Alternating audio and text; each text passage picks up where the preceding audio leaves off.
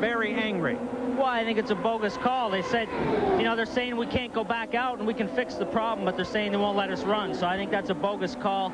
It's eliminating us from the championship. I had a great race going. We need the points. It's right to the end of the year. I'm trying to move up into the top 3, and they won't let us return, which is disappointing. And what were you telling Billy Camphausen, because you were almost literally nose to nose? I said, we got to get back out, and he says, no way, we're not letting you back out. So I think it's a bogus maneuver on behalf of IndyCar to eliminate a guy when he's running in the top 3 position. Are you worried about disciplinary action because of that altercation? I could care less. You know, it's more important where we finish on the racetrack. Thank you, Paul. Angry. With some right to be. Third place. Well, there is safety still a concern. Yeah, there is so much at stake here. Millions of dollars go into putting these cars on the racetrack, and when you run in the top 3, that is beginning to do your job as you want to do it. But there is an oil leak. Oil obviously was coming out onto the racetrack. I'm not quite sure why they can't fix it and maybe get back out again, but then we don't know exactly how serious it is. And, you know, there is a little bit of a comparative issue. Wide open road course, maybe you could have a little oil leaking. Tight, bullring oval, you don't want any spray on that racetrack. No chances because of safety. When you go through these corners with that white concrete wall on the outside, any slight bit of oversteer caused by fluid, you are in for a headache. On about 2 minutes, we ought to see Andre Ribeiro head for the pits along with the rest of the leaders. And what this has managed to do is dropping Michael down into second place with Ribeiro's pass is once again impacts the way the points fight goes. For a while there, with Michael in the lead, the championship would go on to the next race at Vancouver, Canada. Right now, with Michael running in second place, if Jack can stay where he is or do better, he's currently running in 6th, then the championship will be his at the end of the day.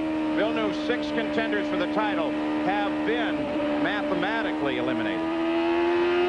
2 of his 6. So, right now, he can stay there.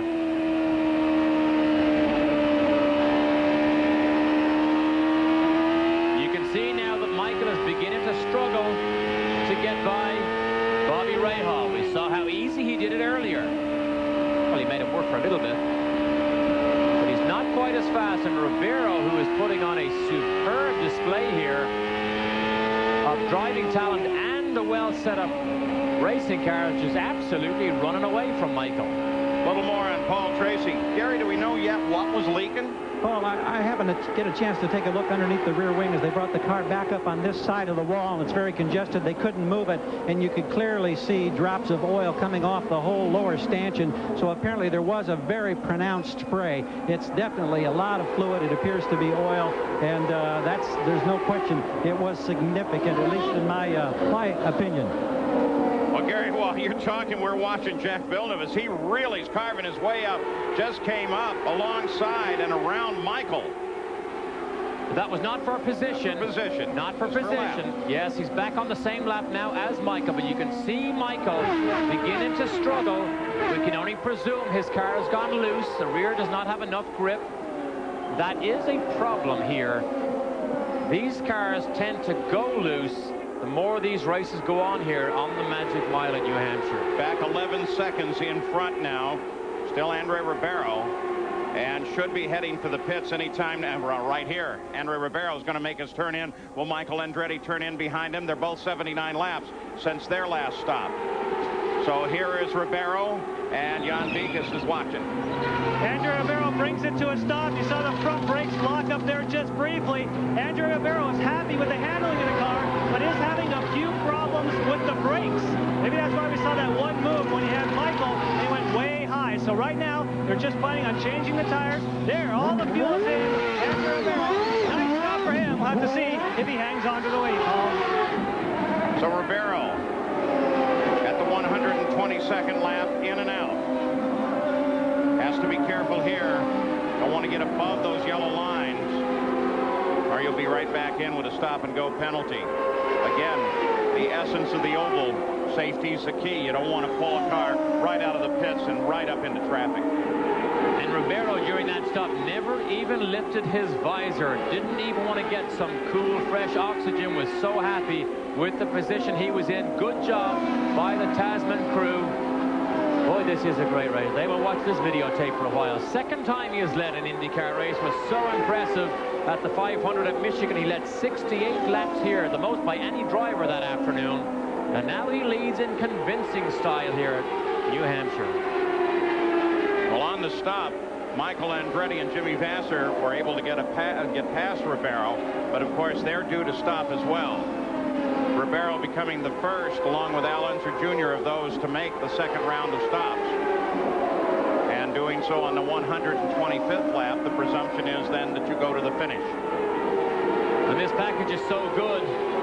It seems to be unusual that Steve Horn would want to change to Lola cars for next year, but that's what he will do. He'll leave the Rainer and go to Lola, the same car that Michael Andretti is in here as we ride over his shoulder, still running in the lead because of Ribeiro's pit stop. Back in front, riding with Michael Andretti. Gilda Farron's pitted. Christian Fittipaldi has pitted. Jacques Villeneuve has pitted. Robbie Gordon has made his stop. Emerson Fittipaldi made the stop. Also did Mauricio Gugelmin.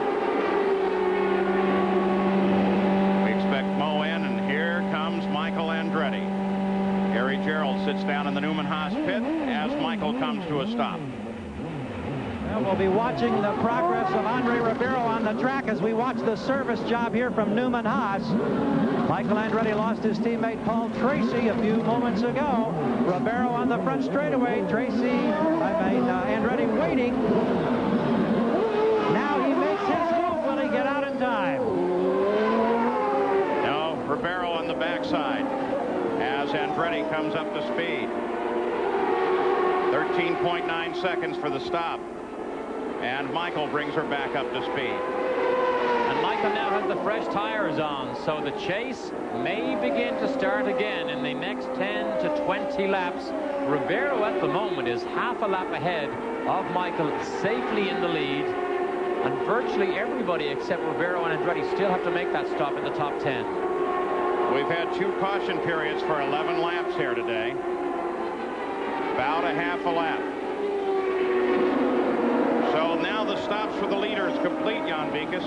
That's right. I can give you an update on a couple other stops, Paul. First of all, Jacques Villeneuve came in, made a very quick stop. No changes made on the car. Then right behind him, Gilles de Ferran came in. His car must have been loose because it took a lot of front wing out of it. Also, Gilles de Ferran has no clutch. Thankfully, we got him pushed and got him back out in the race. So after the stops, the order is Ribeiro, Michael Andretti, Unser Jr., Jimmy Vasser, and 5th place is Jacques Villeneuve, and that's exactly where he needs to be to wrap up the championship right here in New Hampshire in the New England 200. Andre Ribeiro, the leader of the race, by 11.3 seconds over Michael Andretti. Al Unser Jr. is 3rd, then Jimmy Vasser, then Jacques Villeneuve. In 6th now is Emerson Fittipaldi, then Christian Fittipaldi, Gilles de Ferran, Teo Fabi, and Robbie Gordon. Let's go down to Gary Gerould. In 7 of the last 8 races, Adrian Fernandez with a top 10 finisher. Today it lasted less than a lap. First of all, you appear to be all right. Is that the case? Yeah, we're fine. It's we're really disappointed about what happened. We don't know exactly what happened. I just lost it. Coming out was really slow, and I just put the power and the car snapped over. And it's different from the accident I have in practice, but it's a shame for the guys. The Gallus team has been doing a great job, and my sponsors, they got the quicker state, but you know, it's sometimes things happen, and we just have to learn to live with this. I mean, it's not a good weekend for us. We just have to forget about it. Thanks so much, Adrian. Glad you're all right. Thank you. Boy, and while they were talking, you got an idea of why, as a leader, you can be sailing along, have all the speed, all the handling. Did you see him lock that front? Well, that was a bit too close for comfort. If Steve Horn sees this on the monitor, he will tell Ribeiro, back off a little bit. Watch this down inside de Ferran. Watch the front wheels.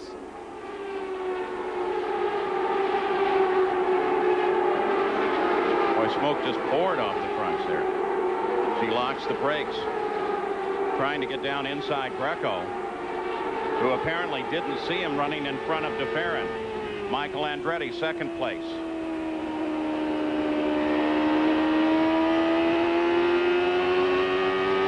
Jan Vikas, you've been watching Andre.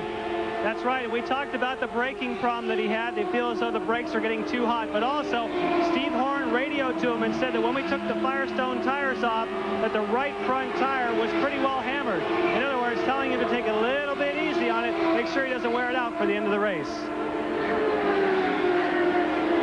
Here's the pit summary once again, in and out. Penske team did some work for Unser Jr. See, Team Green there did a great job for Villeneuve. The fastest of those pit stops gained him a position back on board. Robbie Gordon, Emerson Fittipaldi gained 2 positions, 8th all the way up to 6th. But Robbie Gordon has a struggle on his hands today, trying to manhandle this Valvoline Reynard. When it goes loose, you have to work all you can to get the best out of it, but sometimes all the changes you make, you still can't make headway. Gordon currently runs in 10th. Leader is Ribeiro, then Michael. Here's 3rd place, Al Unser Jr., just crossing the line. And once again, if he stays in position and nothing changes, we're going to be celebrating our first IndyCar champion here in New England. In fact, close enough to Canada. A lot of Canadian fans down here anticipating just that. A lot of Quebec license plates. Good look here at Al Jr. People might ask, why do Penske struggle so much this year? Do you realize that in almost every single race this year, Penske cars are going faster than they did last year when they dominated so many races? But this particular car this year, they're having a tremendous amount of difficulty getting the balance right. Grant Newbury, their engineer, told me today they believe it's a mechanical imbalance somewhere in this car that hampers Al Jr. and Emerson, and they can't quite put their finger on the problem. Update on Little Al, Jan Vegas. Well, from the handling side, we checked with the crew, and they said the car went a little bit loose in the mid-portion of the race. But then he came in, made his final pit stop. At least they hope their final pit stop did not change the car. They're hoping just fresh tires will bring the car back to a balance for Al Jr. Running order after 143. Mauricio Gugelmin, he stayed out. There he is, 84 laps between pit stops. He had a great expression after Friday when he had difficulties with the car. He said, obviously you can see we are out of the lunch today, but tonight we'll work on the car and make things better. Ah, you foreign guys. Of course, you know, all year they've been trying to Americanize him, named him Big Mo. So at the front of the field, with a 9-second lead, Michael Andretti beginning to move in as Andre Ribeiro. Andretti is second, then Junior, then Vassar, then Villeneuve. Over New Hampshire International, Anheuser-Busch's aerial ambassador, the Bud 1 blimp. It travels to sporting events all across the country, providing beauty shots, and in the case of auto racing, some shots that can tell you intervals, what's going on, and how the crashes occurred. Ribeiro out in front. Michael Andretti second, then Unser Jr., then Jimmy Vassar, Jack Villeneuve. Nothing has changed while we've been away. And Jack Villeneuve, you see him there, the 27 car pulling up just behind Robbie Gordon. He is in a position to walk away from this race as the IndyCar champion. The New England 200, we're at now lap 152. And there's the running order of the top 6. But the question that